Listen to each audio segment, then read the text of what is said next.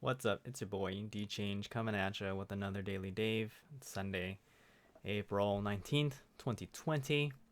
Let's talk about sleep inertia, something I am very familiar with, unfortunately. So if you go to the Wikipedias, it says sleep inertia is a physiological state of impaired cognitive and sensory motor performance that is present immediately after awakening. It persists during the transition of sleep to wakefulness, where an individual will experience feelings of drowsiness, disorientation, and a decline in motor dexterity. Impairment from sleep inertia may take several hours to dissipate. In the majority of cases, morning sleep inertia is experienced for 15 to 30 minutes after waking. Sleep inertia is of concern when decision-making abilities, safety critical tasks, and the ability to operate efficiently are important soon after awakening. In these situations, it poses an occupational hazard due to the cognitive and motor deficits that may be present.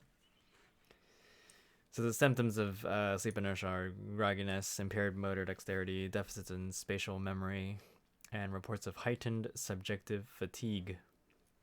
So basically the story of my life. The reason for sleep inertia happening is because of abrupt awakening during stage 3 sleep, also known as slow wave sleep, which produces more sleep inertia than awakening during the sleep stages of 1, 2, or REM sleep. REM being rapid eye movement. And so yeah, when we go to sleep, like we go through these stages of sleep, like one whole cycle is approximately 90 minutes, and within that 90 minutes you go through these 4 stages. You cycle through them because we're, scientists and everyone who studies the brain and stuff, they're not entirely sure why this stuff happens, but they just observe it. There's a lot of crazy stuff with the brain that we're not completely sure of. And so this is a big one. Prior sleep deprivation increases the percentage of time in slow wave sleep. So the more you're sleep deprived, aka the less you sleep, 8 to 10 hours or whatever, the more likely you're gonna suffer from this. And that's basically why I've been suffering it for the last 20 years of my life. And so adenosine levels in the brain progressively increase with sleep deprivation and return to normal during sleep. Upon awakening with sleep deprivation, high amounts of adenosine will be bound to receptors in the brain, neuroactivity slows down, and a feeling of tiredness will result. Adenosine is the the hormone? Is it a hormone? Organic compound that basically tells you you're tired. And caffeine is what binds to the receptors of adenosine to prevent adenosine from binding, therefore preventing you from feeling tired, but doesn't actually mean you're not tired. So that is what caffeine crash and kind of like the criticism of like caffeine is, where it's like it's in it's an enhanced state or an artificial state. But people love coffee. I love coffee, and sometimes you just gotta depend on some drugs to get through life. Treatments and countermeasures happen to be napping. So if you nap for less than 30 minutes, that prevents you from kind of falling into the same trap of like going into slow wave sleep. If you nap for longer than 30 minutes, you're likely going to go into that stage of sleep. And I think from my experience, the more sleep deprived you are, the faster you just kind of go through the cycles, purely because you need it.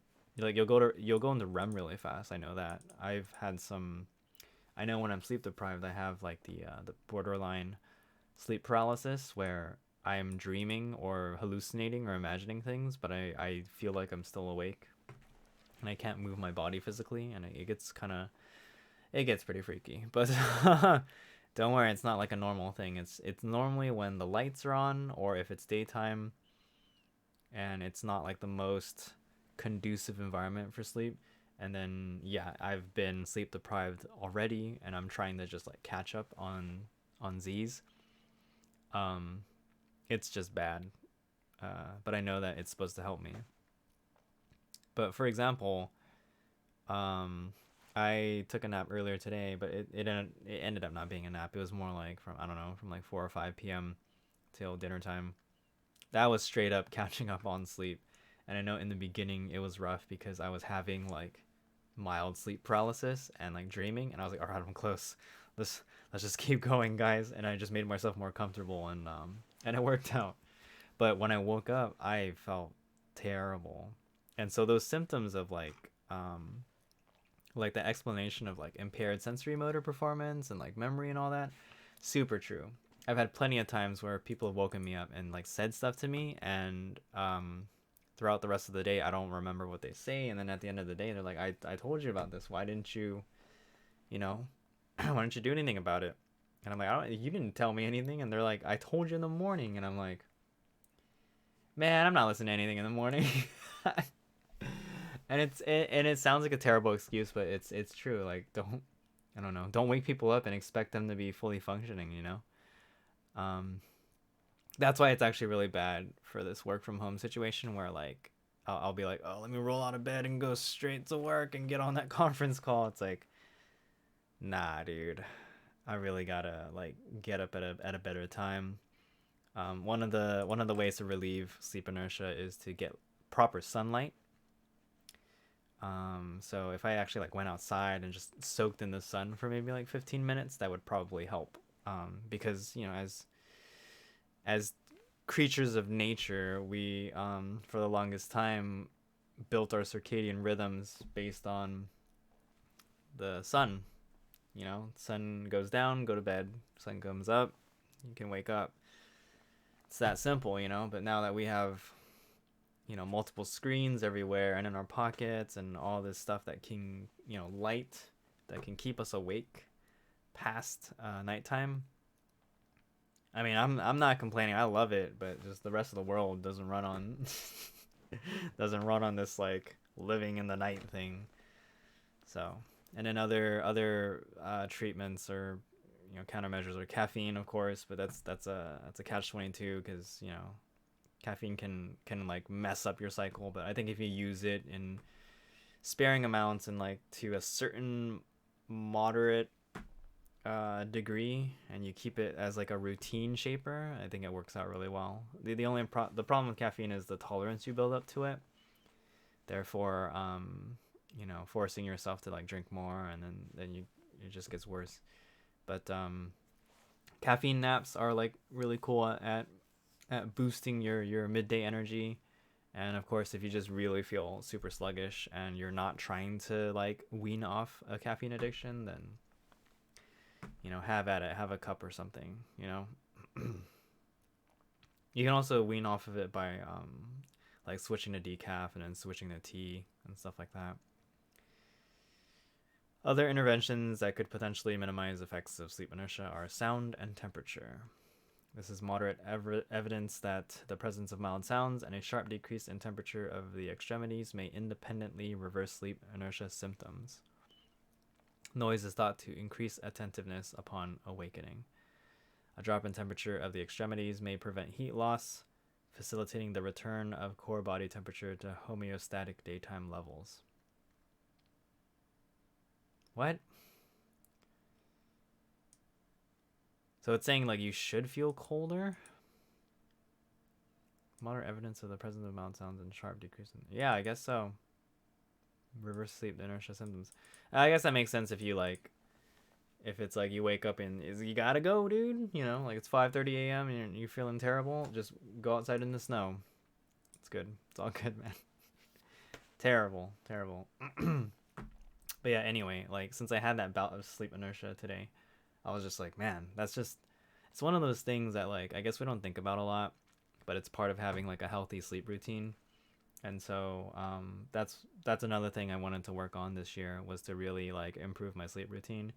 As you can tell, probably maybe it's not working out so great this year. Still staying up late, pandemic forcing me into just this perpetual state of being awake on my computer. So let's try to fix that, okay, guys? All right, let's all improve our sleep hygiene together. And hopefully we can do that by setting setting bedtimes that we adhere to. It's for me, it's the hardest thing. I don't know why. I don't know if it's a discipline thing or like um I don't know. It's just one of those hard habits to kick, I guess. I'm just really used to just being a night owl. So I think I was gonna say an ideal situation is like I sleep at like 2 a.m. or later, and then I wake up just later in the day. But I don't know if that's the case, because if days get even later and I'm allowed to stay up later, I don't know if I would actually go to bed at a proper time. So I am beholden to a blade, the Damascus blade floating above my head that forces me to wake up to do work in order to make money. So that's all it really is, right? I don't know. Anyway, just a thought experiment, or like a sleep inertia rambling. Because if anything, I still have not recovered from sleep inertia. I think in the article it said these symptoms could last for like hours even, and I'm like, dude, there are days where I literally feel like I sleep too much, wake up at a bad time, and I'm just tired for the rest of the day. And everyone's like, you slept all day, why would you still be tired? That's why, okay? There's a physiological reason behind it. Don't at me. Anyway, this was the Daily Dave. Thanks for listening. Peace out.